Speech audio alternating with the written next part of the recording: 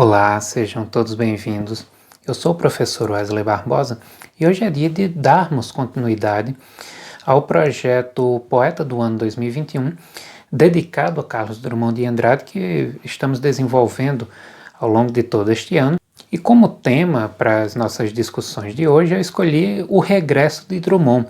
Falar um pouco da forma como os lugares da infância, a cidade de Itabira, a fazenda, tudo aquilo está sempre presente na obra de Drummond como um eterno regresso, um eterno voltar, um eterno ciclo, em que essas coisas, embora Drummond em determinado momento as imagine bem distantes, num passado, como ele bem enfatiza lá no segundo poema do livro Sentimento do Mundo, que é a Confidência de um Itabirano, em que no fim do poema ele diz que Itabira é apenas uma fotografia na parede. E a gente vai ver que não, Itabira é uma presença constante na sua poesia.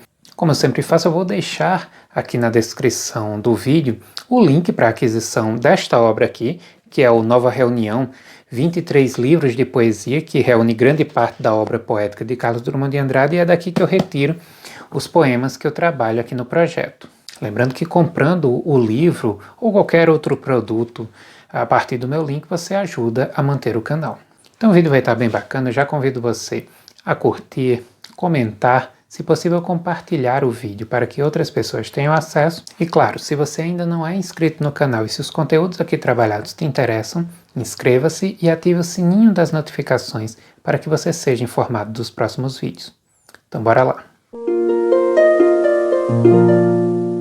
Hoje eu queria partir da leitura de Confidência do Itabirano, um poema presente no livro Sentimento do Mundo, e que vai nos ajudar a entender um pouco da relação de Drummond com a sua cidade, com as suas origens, e a força que essas origens têm em toda a sua obra, na sua visão de mundo, como ele mesmo deixa claro aqui.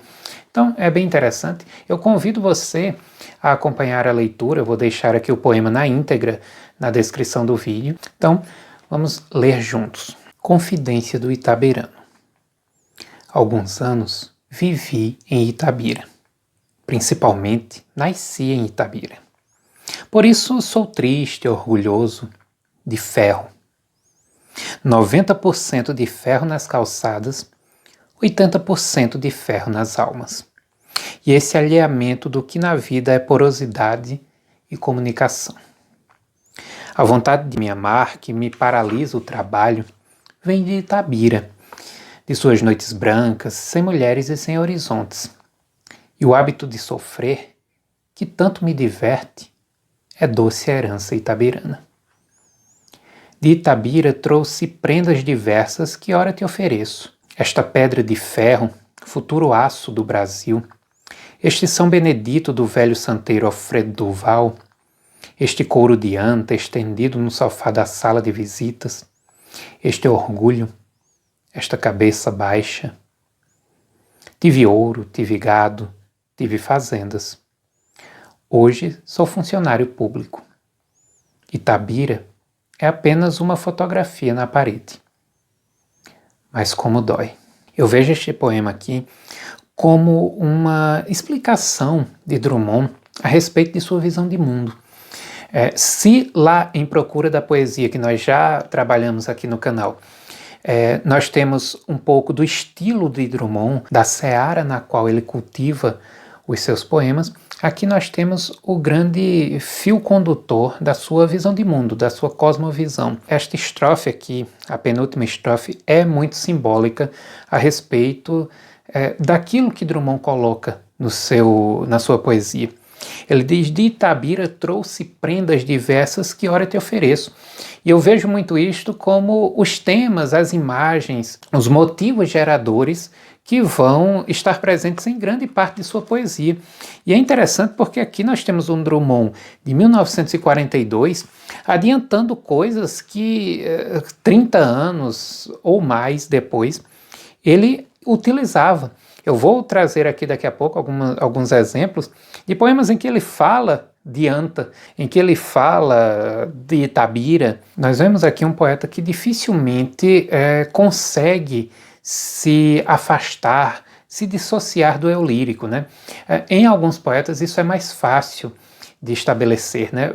Inclusive em teoria literária a gente fala muito isso, né? Para não confundir a figura do autor, pessoa física, com o eu lírico que fala no poema.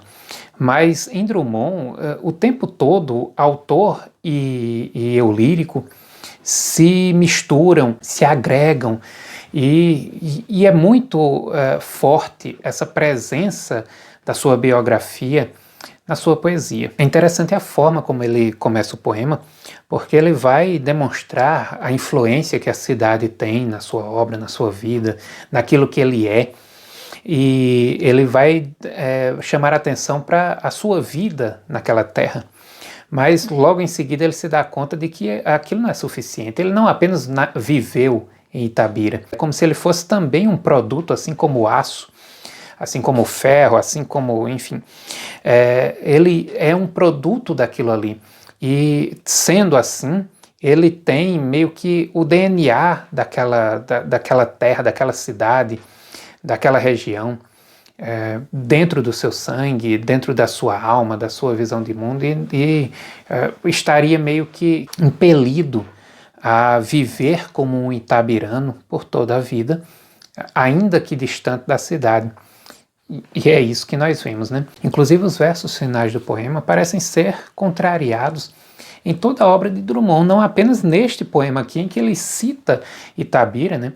Demonstra que a cidade é uma presença constante na sua vida, na sua memória, mas ao longo de todos os livros aí, praticamente depois de Sentimento do Mundo. E ele vai dizer que Itabira é apenas uma fotografia na parede, mas como dói. Essa dor constante já demonstra que Itabira não é apenas uma fotografia na parede, que Itabira é um estado de espírito, é uma presença latente, pululante em sua vida, que o incomoda, que o instiga a estar retornando o tempo inteiro para aquelas imagens, para aquelas vivências, para aquelas pessoas, aquelas figuras. Ele aqui nesse poema cita uma pessoa, não sabemos se um personagem real que ele traz para o poema, que é o Alfredo Duval, e esse personagem ele serve para mim como um exemplo de vários outros personagens de sua infância, de sua juventude em Itabira, que são retomados ao longo da obra de Drummond. Nós já vimos um pouco disso aqui no vídeo em que eu falo sobre a memória em Carlos Drummond de Andrade, quando nós nos detivemos na obra Lição de Coisas. Utilizamos essa obra como ponto de partida para a discussão a respeito da memória, mas eu senti que faltavam citar algumas questões a respeito de Drummond, por isso trazendo este novo vídeo sobre o retorno, o eterno retorno na obra de Drummond. Inclusive foi uma sugestão de um inscrito que me pediu para trabalhar o poema Confidência do Itabirano. E já lá na obra Lição de Coisas, nós vemos os personagens sendo trazidos para a superfície do poema. Padres, artesãos, e tudo isso está presente em uma obra posterior, inclusive. Afinal de contas, a obra Lição de Coisas, ela é de 1962, ou seja, 22 anos depois de Sentimento do Mundo, mas lá em Boitempo, principalmente Boitempo II, que eu vou utilizar aqui com mais ênfase no vídeo de hoje, isso retorna uma obra de 1972, né? Ou seja, 10 anos mais à frente de Lição de Coisas, 32 anos à frente de Sentimento do Mundo, mas as mesmas imagens e esse eterno retorno à infância, à Itabira, continuam presentes. Em Boitempo II, nós vemos aqui, por exemplo, um poema dedicado a Anta, que está lá como uma das prendas que ele traz deste lugar de sua origem, que é Itabira.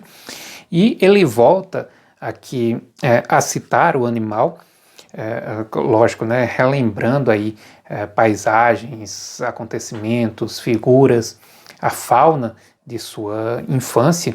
E ele começa aí dizendo, não vou te contar uma história, mas sim vou te contar uma anta, meu irmão. E ele vai dizendo aí de como que se caçava, de como que a anta é um animal perigoso, né, ameaçador pelo seu tamanho e tudo, e de como se caçava o animal, enfim. Nós temos a referência a personalidades, comendador, doutores, isso tudo numa parte do livro que já tem um título bem sugestivo, Pretérito Mais que Perfeito, mas principalmente num livro que tem como subtítulo O Menino Antigo. Então, daí já dá para ver o quanto que a memória está presente, o quanto que a infância está presente, não apenas em paisagens, não apenas nos animais, que estão também aqui de forma muito intensa no livro, mas também a figura da fazenda, aquela fazenda que esteve presente num dos poemas que nós trabalhamos no vídeo sobre a obra Lição de Coisas, e agora presente também aqui no Boitempo 2, onde nós temos uma parte intitulada Fazenda dos 12 Vinténs, ou do Pontal, em que ele vai aí também descrever algumas coisas, descrever a paisagem, descrever o casarão, e nisso as imagens, numa descrição pormenorizada, numa descrição às vezes exaustiva, não no sentido, claro, de cansativo, mas sim de cuidadosa, de detalhada, dos ambientes, dos locais, dos objetos, ela vai se dando aí de forma muito intensa, né? Nós temos até um poema dedicado a uma bota, a uma caçamba, a figura de um boi zebu morrendo aí devido à picada de uma cobra. Tem um poema dedicado aos sabores, um poema chamado Antologia, mas aí não uma antologia de poemas, de textos, enfim, uma antologia de sabores mesmo, né, de gostos. Guardo na boca os sabores da gabiroba e do jambo, cor e fragrância do mato colhidos no pé, distintos. Araticum, araçá, ananás, bacupari, jatobá, todos reunidos, congresso verde no mato, e cada qual separado, cada fruta, cada gosto no sentimento composto das frutas todas do mato, que levo na minha boca, tal qual me levasse o mato. E aí a palavra mato, repetida no fim de pelo menos 4 versos aí ao longo do poema, né, trazendo, enfatizando bem esta imagem aí da terra, da fazenda, dos espaços que o menino, a criança Drummond, percorria em busca de frutas e etc. E esse retorno que nós vemos aí como um grande tema, uma grande imagem da poesia de Drummond, ele fica claro até mesmo na condição social, em que Drummond, lá no Sentimento do Mundo, né, no poema Confidência do Itabirano, diz que tive ouro, tive gado, tive fazendas, demonstrando já que era uma pessoa de posses, né, diferente da grande maioria dos que conviviam talvez com ele ali naquela região, né, ele como filho de fazendeiro e etc. E ele retoma isso num dos poemas lá de Boitempo 2, chamado Biblioteca Verde. É um poema longo, eu não vou ler aqui, mas ele vai enfatizar a compra de uma coleção de livros, né, 24 volumes. Ele enfatiza aí no poema que era o mais rico menino destas redondezas. E ele diz que não tinha orgulho, não, sentia inveja de si mesmo.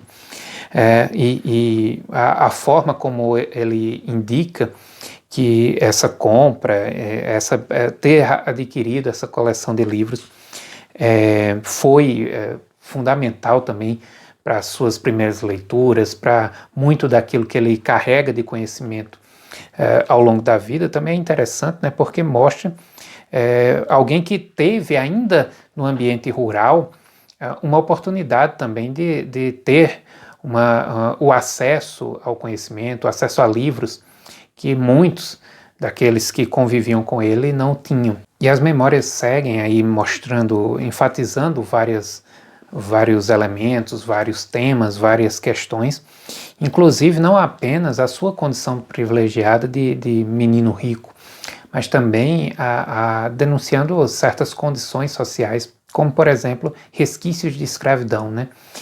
Embora Drummond não tenha vivido na época da escravidão oficial, mas nós somos levados a crer que permanecia de forma ilegal uma certa cultura escravista na região, como no caso dos 2 poemas que encerram a primeira parte, né, aquela parte intitulada Pretérito Mais que Perfeito, onde ele vai primeiro trazer o poema Homem Livre, contando a história de um Atanásio que acabou fugindo de uma situação de escravidão e tal, foi procurado, né, ofereceu-se recompensa, e também a história de uma negra em seguida, que ele não cita nome, né, ao contrário do rapaz Atanásio, mas a moça negra é apenas citada como negra.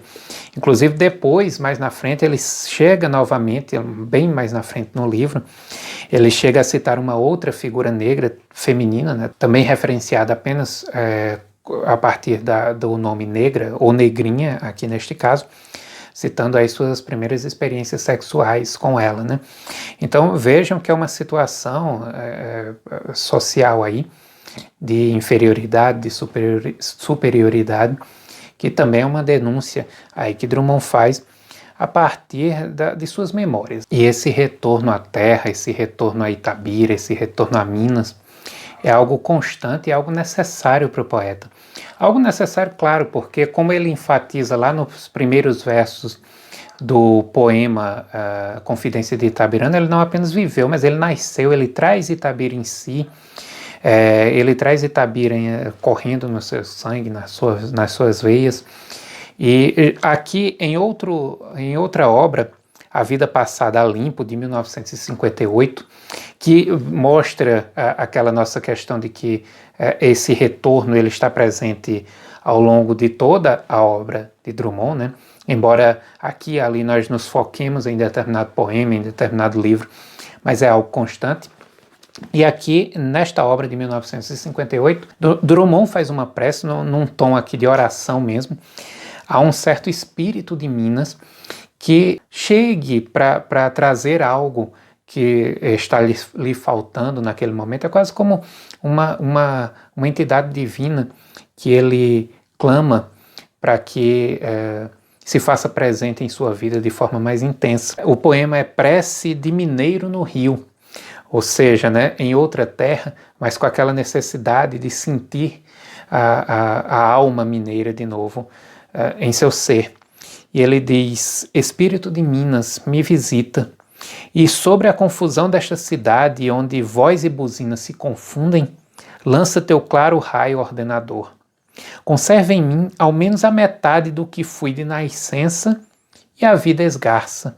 E aí o poema segue, é um poema longo, mas essa invocação desse espírito de Minas, dessa força natural que ele sente dentro de si e que gostaria de sentir mais intensamente, é uma ênfase aí de um Drummond com essa necessidade eterna de um retorno à terra que parecia tão distante, parecia uma fotografia na parede, mas é uma necessidade de existência, é uma imagem constante, é um motivo gerador para seus poemas, é uma memória permanente, é uma existência que se refaz nas pessoas que ele traz para o seu poema, as vivências, os animais, a flora, enfim, em tudo aquilo que marca por sua força natural, inicial, fundante deste poeta, um poeta que é fruto, um dos frutos, talvez ele não apenas traga as prendas lá de Itabira, como ele diz no Confidência de Itabirana, mas talvez ele próprio seja uma dessas prendas, e isso é muito forte, isso é muito intenso, e mostra aí um Drummond que é extremamente ligado à sua terra. Bom, então chegamos ao fim de mais um vídeo em que seguimos aí passeando pela obra de Drummond e, enfim, espero que vocês tenham gostado. Se gostaram, deixem aí o seu comentário. Eu agradeço muito pela audiência e até o próximo vídeo.